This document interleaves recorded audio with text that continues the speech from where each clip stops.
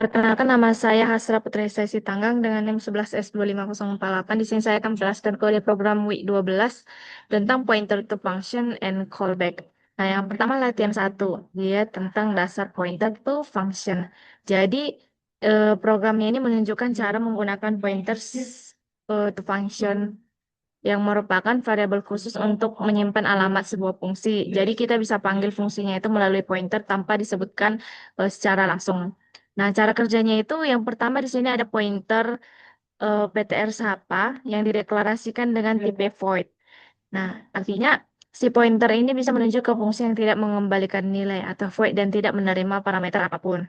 Nah, terus di sini ada PTR underscore sapa pagi sama dengan sapa pagi. Nah, jadi pointernya itu diisi dengan alamat memori dari fungsi si sapa paginya tadi. Nah, lalu ada PTR sapa di sini, fungsi yang dipanggil melalui pointer. Nah, programnya akan mengeksekusi kode yang ada di alamat memori yang sedang ditunjuk oleh PTR underscore sapa, yaitu fungsi sapa pagi, dan outputnya itu selamat pagi, selamat belajar di C. Nah, terus di sini ada PTR sapa malam. eh, jadi si pointernya itu dialihkan untuk menunjuk ke fungsi sapa malamnya. Nah, di sini PTR sapanya itu fungsi dipanggil lagi melalui pointer yang sama. Karena pointer yang sekarang itu udah menunjuk ke sapa malam, jadi outputnya itu yang keluar selamat malam waktu yang tepat untuk coding. Nah, setelah selesai, jadi programnya itu udah berakhir. Kita nggak perlu pakai free, karena pointer to functionnya itu menunjuk ke kode fungsi yang udah tetap di memori sejak program dimulai, bukan memori dinamis yang perlu dibebaskan. Nah, jadi si pointer to function ini memungkinkan kita memanggil fungsi yang berbeda melalui pointer yang sama. Sesuatu yang tidak bisa dilakukan jika memanggil fungsi secara langsung dan statis. Lalu, latihan yang kedua. Latihan yang kedua ini tentang implementasi callback. Eh, jadi dia di sini mengimplementasikan konsep callback di mana sebuah fungsi execute menerima alamat fungsi lain sebagai parameter lalu memanggil fungsinya. Eh, yang pertama itu di sini ada fungsi add dan subtract yang dideklarasikan untuk melakukan operasi penjumlahan dan pengurangan. Jadi si keduanya ini menerima dua parameter short integer dan mengembalikan hasilnya itu dengan short integer juga. Nah, di sini ada pointer fungsi pf dideklarasikan dengan tipe short integer. Artinya pointernya itu bisa menunjuk ke fungsi yang menerima dua parameter short integer dan mengembalikan nilai short integernya. Lalu di sini ada fungsi execute dideklarasikan dengan parameter ketiga berupa pointer fungsi short integer.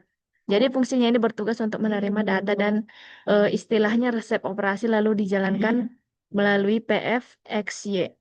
Nah, lalu ada PF sama dengan add. Jadi si pointer PF-nya itu diisi dengan alamat fungsi si add-nya. Jadi si PF itu sekarang menunjuk ke fungsi penjumlahan. Lalu di sini ada execute SI1, SI2 PF dipanggil. Nah, jadi si parameter PF-nya itu menerima alamat dari si PF yang menunjuk ke add tadi.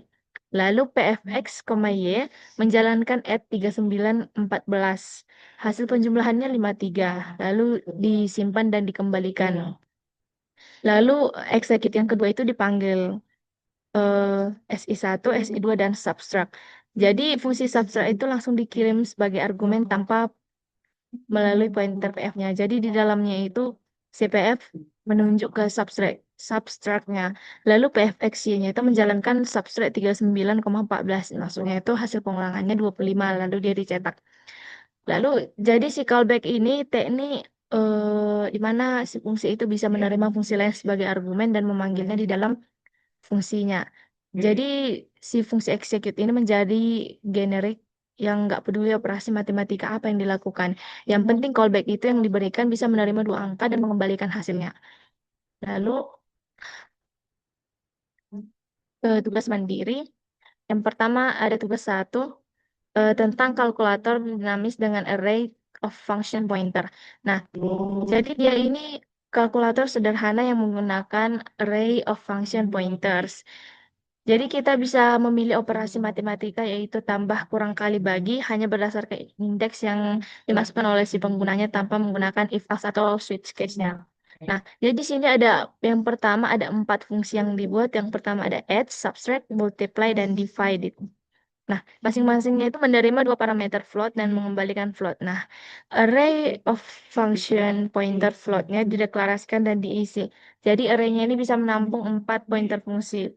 Saat diinisialisasi, ada ops 0 sama dengan 0, opsi satu sama dengan subtract, opsi 2 sama dengan multiply, dan opsi 3 sama dengan divide. Nah, terus di sini ada array mode, menu, char menu, dibuat yang berisi nama-nama operasi untuk ditampilkan ke user.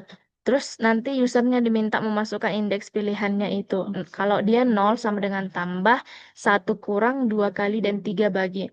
Lalu programnya itu memeriksa validitas inputnya. Jika si pilihan yang kita masukkan nanti di luar 0 sampai 3, maka programnya bakal berhenti atau error.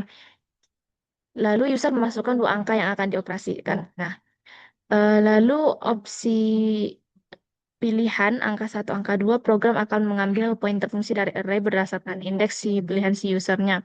Lalu langsung memanggil fungsi tersebut dengan parameter angka satu dan angka 2. Misalnya kalau kita bikin pilihan 0, maka yang dipanggil itu add angka satu, angka 2. Lalu fungsi divide dia memiliki pengecekan khusus. Jika pembagi atau B-nya itu bernilai 0, maka programnya itu bakalan error dan mengembalikan 0, bukan menjalankan pembagian. Hasil operasi ditampilkan bersama nama operasi yang dipilih. Jadi dia di sini dapat menggantikan if else atau switch case untuk memilih fungsi secara fleksibel. Jadi ini yang membuat kodenya itu lebih ringkas. Kita cukup menambah fungsi baru ke dalam array tanpa mengubah logika utama programnya. Lalu kita lanjut ke tugas mandiri yang kedua. Itu tentang sistem filter array data atau advanced callback. Nah, jadi programnya ini mendemonstrasikan penggunaan callback function untuk memfilter isi array-nya. Jadi sini ada fungsi filter array yang menerima parameter berupa pointer fungsi yang berisi aturan filter. Dengan mengirimkan fungsi filter yang berbeda, jadi si program ini bisa menyaring data dengan kriteria yang berbeda, bisa genap, ganjil, atau positif, tanpa harus mengubah si fungsi filter array-nya itu. Jadi di sini di pertama itu ada kita bikin 3 kondisi, yaitu is genap, is ganjil, dan is positif. Kalau di is genap dia mengembalikan satu jika angkanya itu genap, 0 jika ganjil. Is ganjil mengembalikan satu jika angkanya ganjil. Is positif mengembalikan satu jika angkanya itu lebih dari 0. Nah, lalu array data integer data dibuat dan dihitung ukurannya menggunakan size of data dibagi size of data nolnya. Lalu fungsi filter array-nya itu dideklarasikan dengan 3 parameter. Ada integer array, integer ukuran, dan integer kondisi. Nah, kalau array dia itu berisi array yang akan difilter. Integer ukuran itu panjang array-nya, dan integer kondisinya itu pointer fungsi yang menerima satu integer dan mengembalikan integer satu atau 0. Nah, di dalam si filter array ini kita ada perulangan yang memeriksa tiap elemen array-nya itu. Kalau kondisi array I mengembalikan nilai true bukan 0, maka elemennya itu dicetak. Pemanggilan pertama ada filter array, data ukuran is genap. Parameter kondisi menunjuk ke fungsi is genap, lalu array-nya itu diperiksa. Begitu juga untuk pemanggilan kedua dan ketiga. Jadi si callback function ini memungkinkan kita menulis fungsinya itu lebih generik dan reusable atau bisa kita pakai secara berulang. Nah, si fungsi filter array ini nggak perlu tahu kriteria apa yang mau kita gunakan. Jadi dia hanya menjalankan callback yang kita berikan. Jika ingin menambah filter baru, cukup kita tambahkan fungsi kondisi baru tanpa mengubah kode filter array-nya ini. Sekian yang bisa saya jelaskan. Terima kasih.